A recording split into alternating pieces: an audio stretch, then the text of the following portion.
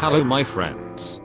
My name is Bot Mathematician, and this is Holomancer. Also welcome the daring reporter Dora. We are infinitely grateful that we have another opportunity to see you all again.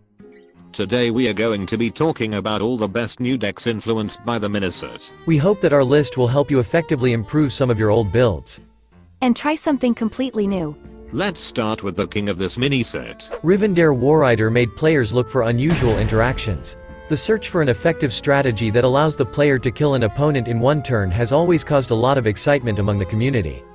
The new reincarnation of Rivendare provides players with a lot of room for creativity and experimentation. As we said in our card review, using this card in the traditional way is not the best idea.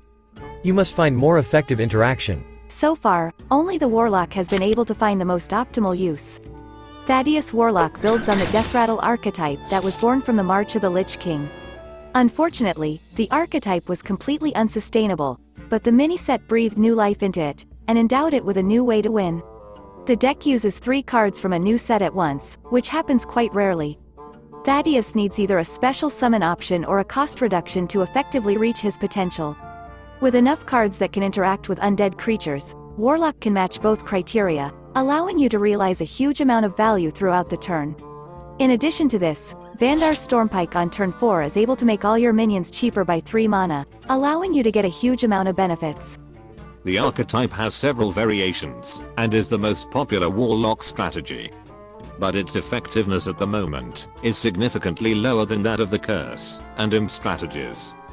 Despite this is one of the best new decks that will bring you new gameplay experience. The duet of Rivendare and Thaddeus can also be found among the Demon Hunter archetypes. This deck has less impressive performance and popularity in the metagame. At low ranks your win rate can be over 50% and at high ranks your efficiency drops to almost 46%. If you love the Blood Death Knight and at the same time are tired of winning with Alexandros Mograine, then you should try the new experimental version with Rivendare as a finisher.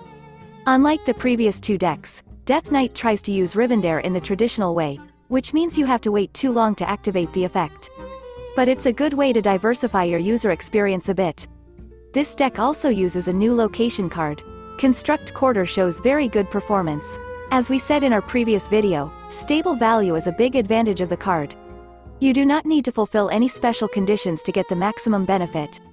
According to HS Replay, the new location is one of the most effective cards in the deck and directly affects your victory. Rivendare has broken into the wild format. Unfortunately, this is the only deck that was influenced by the miniset. Rivendare Hunter is a new OTK archetype that can kill an opponent on turn 7 with just 2 cards combo. On turn 6, you need to play Maxima Blastenheimer, which will shoot Rivendare in the opponent's face.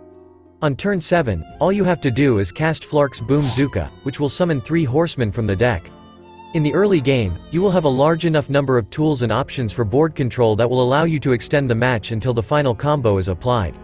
One such tool is the new Hunter Secret. OTK decks are an integral part of Hearthstone, but I don't remember a time when a player needed to get only 2 certain cards from the deck to win.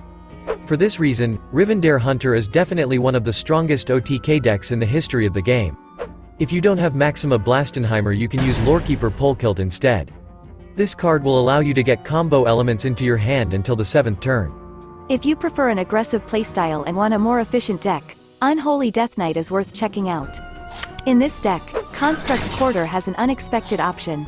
Instead of using a minion on the board or using a hero power to summon a target, a foul egg can be used as a sacrifice. This synergy will create additional benefits for you. Overall, this is one of the most effective and popular decks in the current metagame. A few more words about another Death Knight deck. Frost Queen Syndragosa was added to the game to enhance Death Knight strategies that use multiple runes. The card is a good removal, and is capable of destroying at least 2 targets. But according to HS Replay, this card's played win rate is extremely low. This means that the average win rate of the games in which the card was played is below the overall average win rate of the deck as a whole. This version of the deck is not popular enough to draw any firm conclusions about its effectiveness, but the win rate at low ranks is over 50%. Next in line is Undead Priest. Rotting Necromancer and the Mind Seer spell improved this strategy. The game plan of the deck has not changed. Your goal is to activate Shadowed Spirit's Deathrattle as many times as possible. To do this, you can resurrect it with a large number of tools. New cards allow you to kill the enemy much faster. Priest has finally got an archetype that is effective enough to move up the ladder. Pure Paladin was one of the most effective archetypes before the release of the mini-set, but the developers, for unknown reasons, decided to give this strategy another very powerful tool. The Purator has excellent stats and is able to pull up to 4 creatures from different tribes in this version of the deck. This is one of the most powerful effects in the mini-set. What's more, you don't need to comply with any conditions in order to benefit. This card is not just strong, it breaks the classic rules of the game. Fortunately, the effect of this card is limited to only one specific strategy. In addition, the deck uses Knight of the Dead. The effectiveness of the card in this deck leaves much to be desired. Players most often use it after turn 7 to get a bonus instead of negative consequences. The icing on the cake, no, rather the mine on the cake is Evolved Shaman. The Hearthstone team, for no apparent reason, decided to buff a poorly balanced archetype that was already performing well before the mini-set. The addition of a new evolution tool with a predictable effect broke the deck completely. Blazing Transmutation is more of a balanced card, but combined with Goldshire Null, this duo gets out of control. Muck Pools plus Null also created problems, but the result of the evolution was unpredictable. Now the unpredictability factor is gone. Very often your victory depends on finding the Goldshire Null in the early game. According to HS Replay, if Goldshire Null is obtained in the mulligan stage, the player's chances of winning are increased to 70%. In addition, this version of the deck uses Thaddeus. Shadow Hunter Vol'jin allows you to release Thaddeus onto the board before the 10th turn and thus activate his effect. The absence of a large number of minions in the deck, and therefore in the hand, reduces the chances of calling the wrong target. That's the whole list of new decks that you should pay attention to after the release of the mini-set. Of course, there are much more objects for experiments. For example, the Warrior is trying to make the Control archetype more effective, the Outcast Demon Hunter has got a new toy, the Druid is trying to make the Rivendare effect work, while the Paladin and Rogue are experimenting with the Thaddeus mechanic. Arcane Hunter as well as Casino Mage received a small upgrade.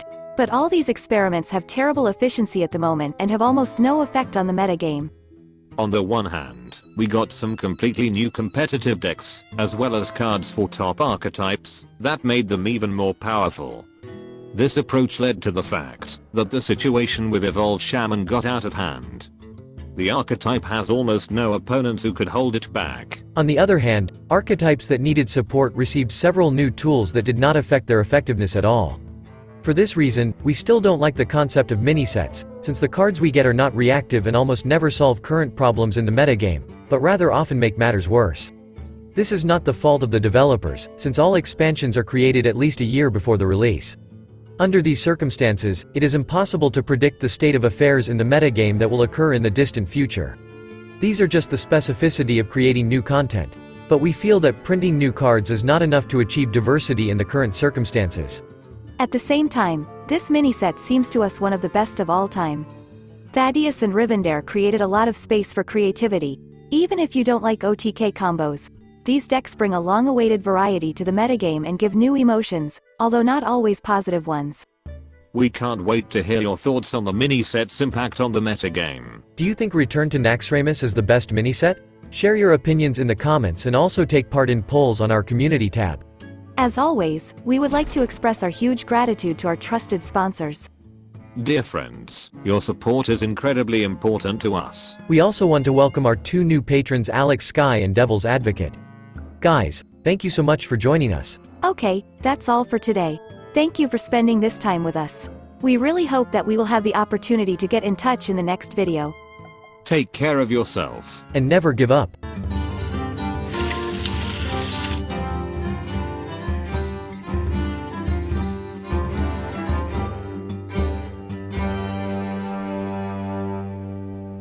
Job's done.